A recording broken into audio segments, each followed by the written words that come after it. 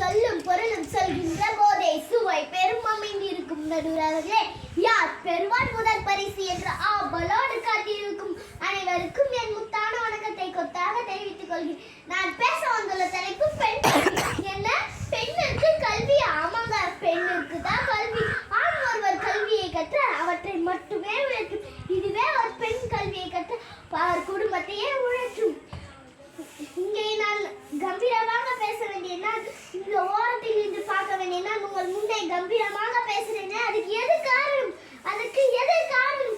கல்வி ஒன்றேதான். தனிமரம் தோப்பாகாது. தனிமரம் தோப்பாகாது.